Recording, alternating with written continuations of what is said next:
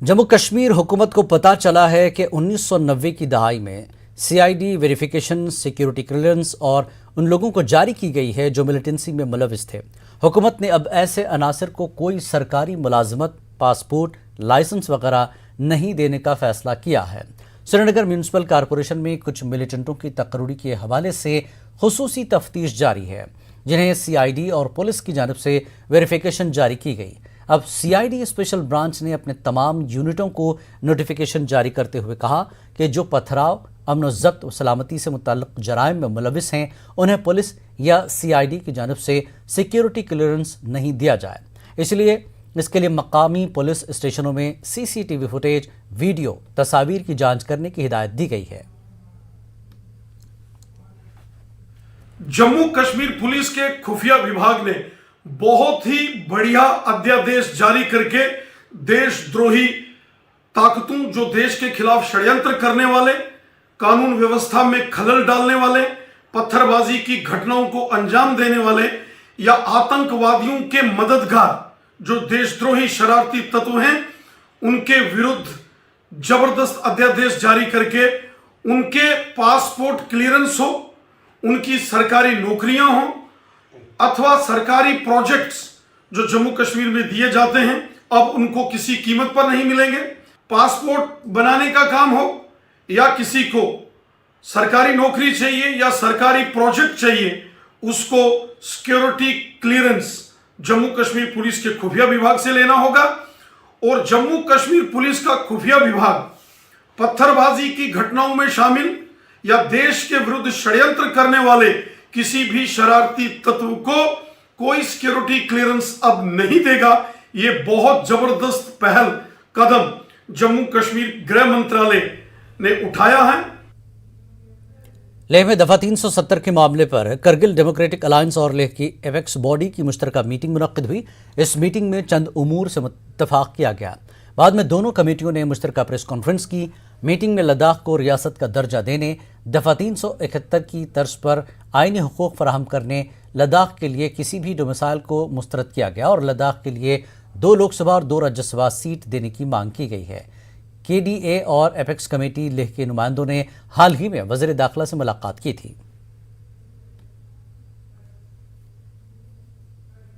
ये भी डिस्कस हुआ हमें, स्टेटहुड का जो मामला है वो लॉन्ग रन हो सकता है, क्योंकि जब तक गवर्नमेंट इसके लिए एग्री नहीं होता कई दौर की बातचीत चल सकती है। लेकिन जो स्टूडेंट का मसला है, अनएम्प्लॉयमेंट और रिक्रूटमेंट से रिलेटेड, उसको मद्देनजर रखते हुए सेकंड जो हमने मुद्दा रखा है उसमें यह रखा है कि डोमिसाइल लॉ तो एक्सेप्ट नहीं करेंगे, लेकिन जो रिक्रूटमेंट प्रोसेस है वो 1 महीने के अंदर, इसीलिए हम जोर दे के कह रहे हैं 1 महीने के अंदर आप पीआरसी को रेजिडेंस सर्टिफिकेट हो या जो भी ऐसा कानून डॉक्यूमेंट जिससे कि कोई कैंडिडेट जो है वो अपना लद्दाखी रेजिडेंट होने का प्रूफ दे सके, तो रिक्रूटमेंट प्रोसेस होना चाहते हैं। तो वो तो हम इसीलिए अर्जेंसी कर रहे हैं, वो 1 महीने के अंदर ना हो तो हम जिद्दोजहद करेंगे। जो डिमांड लंबे अरसे तक भी हमें जिसके लिए जिद्दोजहद करना पड़े, हम उसके लिए भी तैयार होंगे। लेकिन जो इमीडिएट जो है हमारे लिए प्रायोरिटी जो है, जो गवर्नमेंट कर सकती है आसानी के साथ, उसके लिए तो हम बहुत जल्दी करने के लिए हम इसमें इसमें ये भी है, मतलब यहाँ पे सही बात है कि यहाँ पे आइडियोलॉजिकल या आपके नज़रियात या आपके डिमांड वगैरह में जो है डिफरेंस था। अब ये सब एक प्लेटफार्म पे आके जो है हमने सिर्फ एक डिमांड बातें तो उसके साथ साथ आ जाएगा। वज़ीर-ए-आज़म नरेंद्र मोदी की कुल जमाती मीटिंग को 1 माह से ज़्यादा वक्त गुजर जाने के बाद अब जम्मू कश्मीर की सियासी पार्टियां, खासकर नेशनल कॉन्फ्रेंस ने मीटिंग का हासिल और उसका फॉलोअप न होने पर मायूसी का इजहार किया है। बीजेपी कह रही है कि आइंदा दिनों जम्मू कश्मीर पर अहम फैसलों के लिए अपोजिशन को सब्र से काम लेना चाहिए। पेश है जम्मू से समीर भट्ट की ये रिपोर्ट।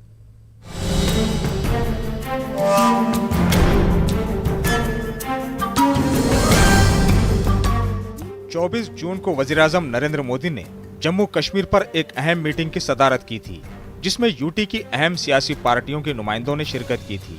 मीटिंग इसलिए भी काफी अहम रही कि 5 अगस्त 2019 को दफा 370 की मनसूखी के बाद पहली मर्तबा सियासी लीडरान एक जगह जमा हुए थे।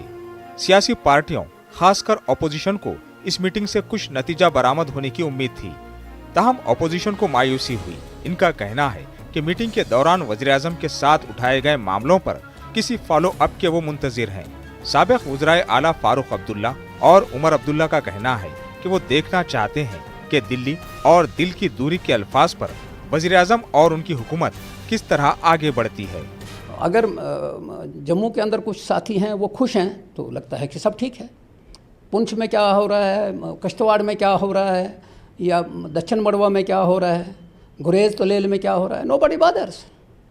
यहाँ तो ये लग रहा है कि जम्मू और श्रीनगर खुश है तो सब खुश है। इस तरह की सिचुएशन है और गवर्नमेंट जो है उसमें कोई चीज़ करना नहीं चाहती है। लोकतंत्र बहाल करने के लिए किसने रोका इनको, क्यों नहीं करना चाहते हैं? और स्टेटहुड देने में क्या हर्ज है? स्टेट को तोड़ के दो हिस्से करना आसान बात है, स्टेट को जोड़ना बड़ा मुश्किल है। पॉलिटिकल शेल्टर दिया जा रहा है सरकार की तरफ से कुछ पार्टीज के साथ, और कुछ पार्टीज के साथ इम्तियाज़ है कि ये घरों से ना निकलें, ये बात ना करें। तो इसलिए सेंटर जो है वो सीरियस नहीं है कि पॉलिटिकल प्रोसेस हो। एकदम से आप चुनाव कर देंगे, अगर आपका मकसद यही है कि बाकी पार्टियों को हरकत नहीं करने देनी और हम चुनाव जीत जाएं, वो एक स्टेज मैनेज चुनाव आप करना चाहते हैं, वो अलग बात है। अपोजिशन पार्टियों का इल्जाम है कि एलजी इंतजामिया की जानिब से उठाए गए हालिया इक़दामात और उस मीटिंग में वज़ीर-ए-आज़म की जो बातें थी, इसमें कोई रब्त नजर नहीं आ रहा है। दूसरी जानिब बीजेपी को अपोजिशन के इन इल्जामात से इख्तिलाफ है। बीजेपी का कहना है कि हदबंदी कमीशन की टीम जम्मू कश्मीर का पहले ही दौरा कर चुकी है और मरकजी हुकूमत यहाँ जमहूरी निज़ाम की बहाली के लिए कई इक़दामात उठा रही है। पॉलिटिकल सिस्टम को एक्टिवेट करने की ज़रूरत है, मुझे लगता है वो हो रहा है। तो सभी लोकतांत्रिक व्यवस्था में विश्वास रखते हैं और इसको कायम करने के लिए सभी अपना अपना साथ दें, यही उसमें कहा गया था। इसके अलावा तो कुछ नहीं था। कौन सी वो चाहते हैं कि उसके बाद क्या होना चाहिए, वो तो अपनी अपनी पार्टियों ने लोकतांत्रिक व्यवस्था को कायम करना है, उसमें एक्टिवेट करना है, उसमें इलेक्शन मोड पे सभी ने आना है, यही है। सियासी तज्जियाकारों का मानना है कि जम्मू कश्मीर के लोग मौजूदा हालात से मायूस हैं। इनका कहना है कि लोगों के एतमाद की बहाली के लिए हुकूमत को मज़ीद मौसर इक़दामात करने की ज़रूरत है। कि जो फारूक अब्दुल्ला साहब का ये बयान आया है, मैं समझता हूँ बिल्कुल उन्होंने ठीक कहा है कि जो उम्मीदें ये 14 लोग जो ऑनरेबल प्राइम मिनिस्टर से मिले थे, बाद हमें भी उम्मीद थी कि भारत सरकार और खासकर पीएमओ ऑफिस कुछ ना कुछ एक्टिविटी जम्मू कश्मीर को लेकर तेज़ करेगा, चाहे वो सियासी हों, एडमिनिस्ट्रेटिव हों, या जो चेंजेस वो चाहते थे यहाँ पे वो जल्दी जल्दी हों और लोगों को राहत मिले। लेकिन वैसा कुछ हुआ नहीं। मैं समझता हूँ बड़ा अनफॉर्चुनेट है, क्योंकि 1-2 साल से हम एक तो कोविड की सिचुएशन से जूझ रहे हैं और सारी जितनी भी डेमोक्रेटिकल इंस्टीट्यूशन है वो डिफंक्ड पड़ी हैं, जितनी कॉरपोरेशंस हैं वो डिफंक्ड पड़ी हैं। तो उम्मीद यही थी कि जल्दी जल्दी कुछ होगा, लेकिन अभी तक कुछ हुआ नहीं है। कश्मीर नवाज पार्टियां जैसे एनसीपी, पीडीपी पाकिस्तान के साथ पायदार मुज़ाकिरात और जम्मू कश्मीर के तारीखी तशख़्ख़ुस, इनफरादियत, समाजी और सियासी वक़ार की बहाली को तस्लीम किए जाने वाला माहौल चाहती हैं। इन्हें उम्मीद है कि आने वाले दिनों में वज़ीर-ए-आज़म यहाँ के लोगों की उमंगों के मुताबिक अहम फैसले करेंगे। न्यूज़ 18 उर्दू के लिए जम्मू से समीर भट्ट की रिपोर्ट। पुंछ के सुरनकोट में एलओसी पर एक बारूदी सुरंग बरामद की गई। बीएसएफ जवानों ने पेट्रोलिंग के दौरान स्नाइपर कुत्तों की मदद से बारूदी सुरंग का पता लगाया। बाद में इसे नाकारा बना दिया गया। इस तरह एक बड़े हादसे को टाल दिया गया। सिक्योरिटी एजेंसियां मामले की मजीद तहकीकात कर रही हैं। हाल ही में बारूदी सुरंग धमाके में फौज का एक जवान शहीद और 2 जख्मी हुए थे। आज दोपहर बाद पुंछ में एलओसी, एसओजी और सीआरपीएफ की जानिब से पुंछ शहर के करीबी इलाकों में एक तलाशी मुहिम शुरू की गई। हिफाजती दस्तों में मकानों और खेत खलियानों में भी तलाशी ली। दरअसल एलओसी के उस पार से दरअंदाजी की कोशिशों की वजह से कई दिनों से तलाशी मुहिम जारी है। बीती रात सांबा में एक बार फिर ड्रोन नुमा शय उड़ती हुई नजर आई। इस ऑब्जेक्ट को रीगल पुलिस स्टेशन और आईटीबीपी कैंप के ऊपर उड़ता हुआ देखा गया और हाई अलर्ट जारी किया गया। जटवाल इलाके में पुलिस और फौज ने सर्च ऑपरेशन शुरू कर दिया है। यह सर्च ऑपरेशन 5 घंटे तक जारी रहा।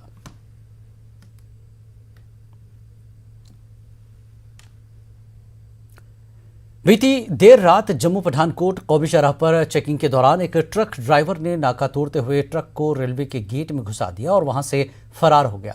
फौजी इलाका होने की वजह से लोगों में दहशत फैल गई। पुलिस और फौज ने ट्रक की तलाशी ली, जिससे 50 किलो फुकी बरामद हुई। पुलिस ने इस मामले में कार्रवाई शुरू कर दी है। यहाँ पर रेलवे फाटक क्लोज कर दिया गया था, ट्रेन आने वाली थी। बैरियर जहीं बंद किए तहीं ट्रक वाला पीछे से आया। उसके पीछे महिला थाना लगी थी, ट्रक वाला को उतारने का प्रयास कर रही थी। ट्रक वाला उतरा नहीं और डर के मारे ट्रक का स्टार्ट किया और आगे की ओर बैरियर को फाटक को तोड़ते हुए लेकर तो भाग। पुलिस मौके पर पीछे से थाना भी आई, आगे महिला पुलिस थी, आगे ट्रक लगा कर तो भाग गया। नुकसान हो जाता। ट्रेन तो आने वाली थी लेकिन दूर थी, स्टेशन के पहुंच से बाहर नहीं हुई थी, जिसकी वजह से कंट्रोल कर लिया गया स्टेशन पर ही। गुलमर्ग में बगैर लाइसेंस टूरिस्ट गाइड के बतौर काम कर रहे बेरोजगार नौजवान सरापा एहतजाज हैं। उन्होंने इल्जाम लगाया कि टूरिस्ट गाइड की लाइसेंस बहुत पहले फराहम की गई थी। इनमें कई लोग मुलाजिमत और कुछ दूसरा काम कर रहे हैं। उनका कहना है कि महकमे सियाहत ने जिन सरकारी मुलाजमीन को टूरिस्ट गाइड लाइसेंस फराहम की थी उन्हें मनसूख करके बेरोजगार नौजवानों को फराहम की जाए। जब न्यूज़ 18 नुमाइंदे मुनीर हुसैन हुर्रा ने महकमे सियाहत गुलमर्ग के असिस्टेंट डायरेक्टर जावेद उर रहमान से फ़ोन पर पूछा तो उन्होंने कहा कि लाइसेंस फराहम करने से पहले हर फर्द की छानबीन की जा रही है। उन्होंने कहा कि शिकायत कुनंदा और ऐसे लोगों की निशानदेही करें ताकि मुलविस अफराद के खिलाफ कार्रवाई की जा सके। साल यहाँ पे हो गए काम करते हुए। I am not a license holder. मेरे पास कोई लाइसेंस नहीं है। मैं नहीं चाहता हूँ कि मैं घोड़े का काम करूँ, मैं चाहता हूँ मैं एक गाइड का काम करूँ यहाँ पे। मगर ऐसा है कि यहाँ पे कुछ दिनों पहले यहाँ पे आरटीआई किया हुआ था। उस आरटीआई के थ्रू यहाँ पे ऐसा हुआ कि कुछ गवर्नमेंट मुलाजिम जो इसमें परमानेंट काम करने वाले 300-400 आदमी, वो उसमें कॉन्ट्रैक्टर भी हैं और बाकी अदर साइड बिजनेस करने वाले भी हैं। उनके पास इस वक्त 3 मल्टी लाइसेंस हैं। हम अनएम्प्लॉयड हैं, हमारे पास कोई लाइसेंस नहीं है। हम चाहते हैं उनकी लाइसेंस कैंसिल हो तो उसके बाद हमें लाइसेंस मिले। 1772 लाइसेंस यहाँ पे इशू कर दिया गया था पुनीस के, जिसमें से कि चंद लोग अभी यहाँ पे प्रेजेंटली काम कर रहे हैं। 150-200 लोग अभी प्रेजेंटली यहाँ पे काम कर रहे हैं। बाकी लाइसेंस है वो जो ठेकेदार है यहाँ के, जब बाकी वर्कर्स वगैरह हैं, बाकी मुलाजिम दुकानदारों के पास है। तो जो मेन बंदे यहाँ पे जिनके पास लाइसेंस नहीं है, हम लोगों के पास लाइसेंस नहीं है, हम लोग ये काम करना चाहते हैं लेकिन हमारे पास लाइसेंस नहीं है। लाइसेंस उनको दिया गया है जिनको ये काम की कोई ज़रूरत नहीं है। इसी दरख्वास्त है कि जो यहाँ पे नौजवान लोग काम करते हैं, जिनके पास और कोई जॉब नहीं है, कोई रोजी रोटी का और कोई मसला नहीं है, उनको वो लाइसेंस मिलनी चाहिए। नागबल त्राल में तेज़ बारिश की वजह से नाला वातिलवारा में तोगयानी आने की वजह से पीर तकिया, छाना मोहल्ला और नागबल की आबादी खौफजदा हुई है। पानी ने कई जगहों पर आबाद ज़मीन को नुकसान पहुंचाया। लोगों का कहना है कि वो कई सालों से नाले के दोनों अतराफ बांध तामीर की मांग कर रहे हैं लेकिन अभी तक कुछ नहीं किया गया है। नागबल में मौजूद राब्ता पुल भी खस्ताहाल हो गया है।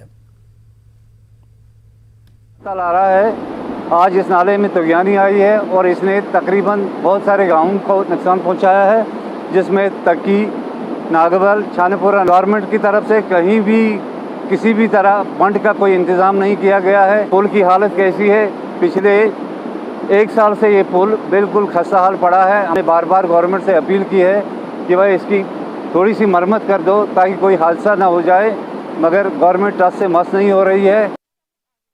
जिला पुंछ में कई दिनों से बारिश हो रही है, जिसके नतीजे में कल देर शाम मेंढर के एक दूर दराज गाँव में एक गरीब शख्स का मकान मुनहदिम हो गया। इत्तेफाक अहमद नामी इस शख्स के पास अब सर छुपाने की भी जगह नहीं है। गांव वालों ने इत्तेफाक अहमद के लिए इंतजामिया से फौरी इमदाद की अपील की।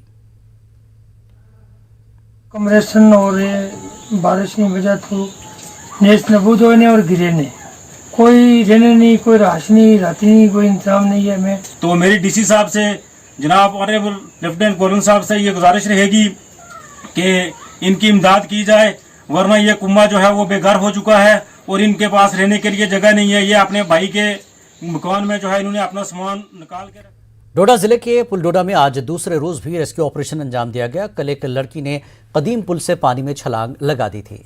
तलाशी मुहिम में अभी तक इस लड़की का कोई पता नहीं चल सका है। मुसलसल बारिश की वजह से दरिया चनाब का बहाव भी बढ़ गया है।